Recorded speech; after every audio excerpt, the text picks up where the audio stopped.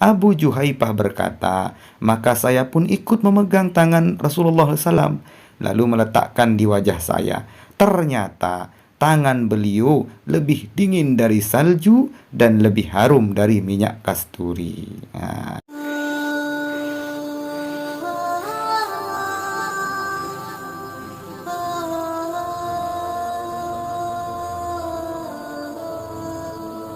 Assalamualaikum warahmatullahi wabarakatuh.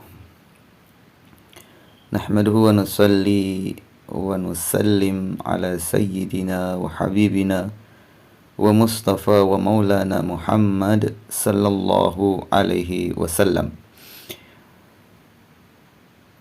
Saudara-saudariku yang insyaallah dimuliakan Allah Subhanahu wa taala, dalam kesempatan video kali ini saya akan mengulas sedikit tentang suatu perkara yang ini sering sekali menjadi polemik di kalangan masyarakat. Bahkan ada yang melarang, membid'ahkan, yaitu tentang bersalaman setelah selesai sholat. Jadi saya akan bawakan di sini dua pendapat saja ya, dari pendapatnya ulama yang bermazhab Imam Syafi'i dan mazhab Imam Hanafi. Nah, dari kalangan Imam Hanafi, ulama-ulama yang bermazhab Imam Hanafi, beliau mensunnahkan sunnah bersalaman selesai sholat. Namun dari ulama-ulama dari kalangan yang bermazhab Imam Syafi'i, mazhabnya kita, mazhabnya kami, itu hukumnya mubah, boleh. Jadi saya ambil perkataan dari Imam Nawawi rahimahullah, jadi muridnya Imam Syafi'i. Itu dalam kitab Al-Adhkar An-Nawawiyah, juz 1 halaman 337. Jadi apa kata beliau? Wa amma ma'tadahun nas. Wa amma ma'tadahun nas minal musafahati ba'da salata as-subhi wal asri fala asla lahu bi syar'i ala hadzal wajhi walakin la ba'sa bihi. Jadi adapun apa yang menjadi kebiasaan kebiasaan manusia, tadahun nas, itu kebiasaan daripada masyarakat, yaitu al-musafahah, itu berjabat tangan, ba'da shalah, itu selesai salat, khususnya salat subuh dan asar. Jadi orang yang berjabat tangan selesai salat umumnya, tapi khususnya ini salat subuh dan asar, ini kebiasaan mungkin di masyarakat yang Imam Nawawi tahu. Apa kata beliau? Orang yang intinya bersalaman selesai sholat itu, pala aslalahu bisyar'i. Ini tidak ada dasarnya dalam syariat. Tidak ada dasarnya bersalaman selesai sholat subuh dan asar itu.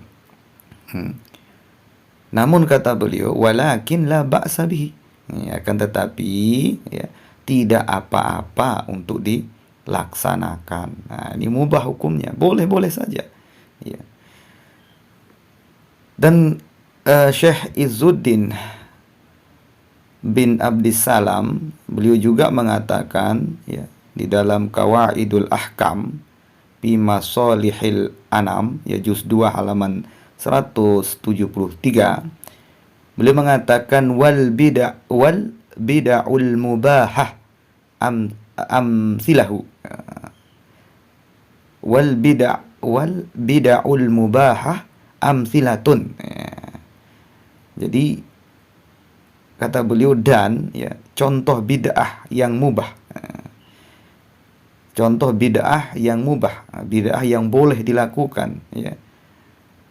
Minha, diantaranya kata beliau, al-musafahatu aqibas subhi wal asri, yaitu berjabat tangan selesai solat subuh dan solat asar, ya.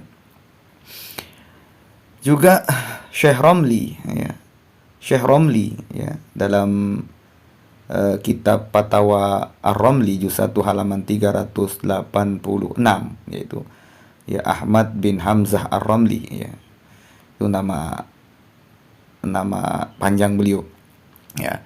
Dalam kitab tersebut, ya, disebutkan su'ila amma yaf'aluhun nasu minal musafahati ba'da sholati hal huwa sunnah aula. Jadi beliau Syekh Romli ditanya, ya, tentang adat istiadat, ya, amalan, ya, atau amaliyah, ya, atau perbuatan masyarakat yang setiap selesai sholat tuh senantiasa musafah, salaman. Apakah ini bid'ah atau tidak? Itu bid'ah atau sunnah, ya. Ini bid'ah atau sunnah atau tidak ini kan? Itu. Ini sunnah atau tidak itu. Fa'ajaba, maka beliau menjawab. Jawaban beliau, bi anna ma yaf'aluhun nasu minal musafahah ba'da sholati la asla laha walakin la ba'sa biha. Masya Allah, ini jawaban beliau. Ini ulama yang hikmah, ya. Apa yang dilakukan, ya, oleh orang-orang, yakni berjabat tangan setelah selesai sholat, itu tidak ada dasarnya, ya, la aslalah walakin la ba'sa biha, tetapi tidak apa-apa untuk dikerjakan, gitu. Jadi walaupun tidak ada dasarnya, tapi tidak apa-apa untuk dikerjakan, gitu. Nah, kalau ulama-ulama, ya, yang bermazhab imam Hanafi itu bahkan sunnah, ya, disunnahkan, ya, sebagaimana Syekh At-Tahawi, ya, beliau menjelaskan itu dalam Syarhut Tariqah Al-Muhammadiyah juz 2 halaman 150. Beliau mengatakan innaha dakhilatun tahta umumi sunnati al-musafahah mutlaqan. Jadi berjabat tangan setelah sholat, ya, itu termasuk keumuman, ya, dan kesunahan berjabat tangan itu secara mutlak. Jadi berjabat tangan selesai sholat itu kata beliau itu sunnah, ya, secara mutlak. Itu kata beliau. Butuh walaupun, ya, ada ulama yang menganggap dia makruh, ya kan. Tetapi kalau ketika ada orang selesai sholat tuh berjabat tangan, mau berjabat tangan dengan kita, maka nggak boleh kita menolaknya, ya. Jadi itu sebagaimana kata Syekh Al-Qari, ya, dalam kitab Mirqatul Mafatih, ya, syarah Mishkatul Masabih juz 8 halaman 494, beliau katakan wa ma'a hadza idza madda muslimun yadahu lil musafahah fala yanbaghi, ya, al-i'radu anhu bijazbil yad, ya, bijazbil yad lima yatarattabu alaihi min adza, gitu.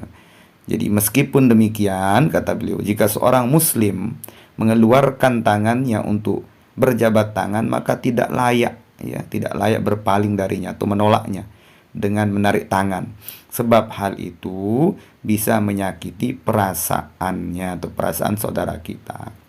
Nah, itu. Jadi para ulama ini, ya, ada yang mengatakan sunnah, mengatakan juga mubah atau boleh, bahkan ada yang mengatakan makruh. tetapi tidak sampai mengatakan bid'ah, dhalalah ya, atau haram ya.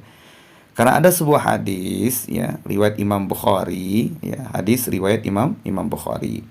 Jadi hadis itu berbunyi, wa sami'tu Aba Juhaifata qal kharaja Rasulullah sallallahu alaihi wasallam bil hajirah ilal batha